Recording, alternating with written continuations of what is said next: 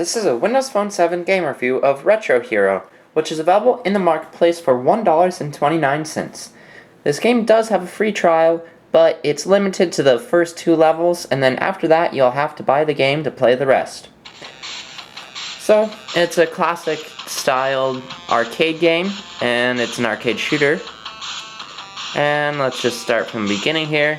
There's a number of levels, but you won't get too much lasting value from the game. So you'll get maybe like an hour worth, which isn't that great.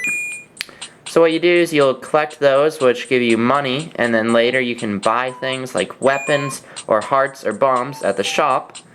And you do have a gun that you can shoot too at enemies. So it's definitely a platformer. You have to manage all the jumps and everything, and then there's those enemies. And so to avoid enemies, you have to jump over their bullets and then shoot them. So otherwise they'll hit you, so it does take some skill there. And it is usually pretty fun. The only problem with the game, though, is that there's no tombstoning, and the game's only no-do right now. It's only no-do, so if you leave and then you come back, it restarts from your last save point, which is only at the very beginning of each level. So you lose all of your progress. What sucks even more is after you get to level 2 and you complete that, it asks you to buy the game because you need to buy the full game. And so then you buy it, but then there's no tombstoning, so you're back to the very beginning of level 2 and you can't just continue. And so you have to play for another like 10 minutes through that same level when you already beat it. So that can get really annoying.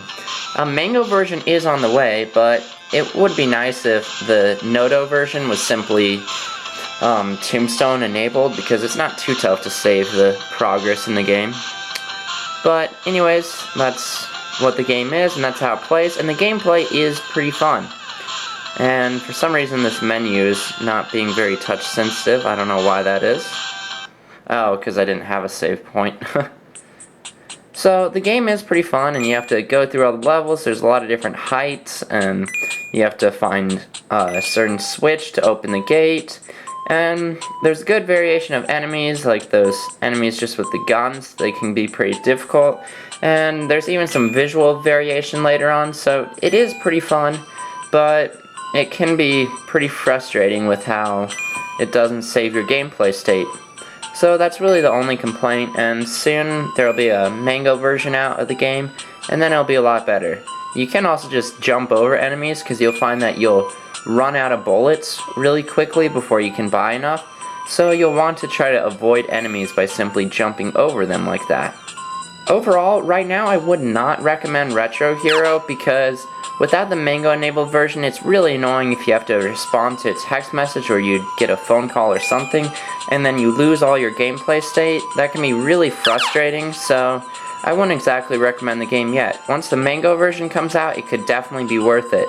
It is a really fun game, and it's pretty exciting to play, has some great variation, and all it really needs is just that Mango enabled version, and then I'd highly recommend it. But if I went to this text message and then went back, game over, restart. Nevertheless, you can find Retro Hero in the marketplace for $1.29, and it has a free trial that lets you try the first 2 levels.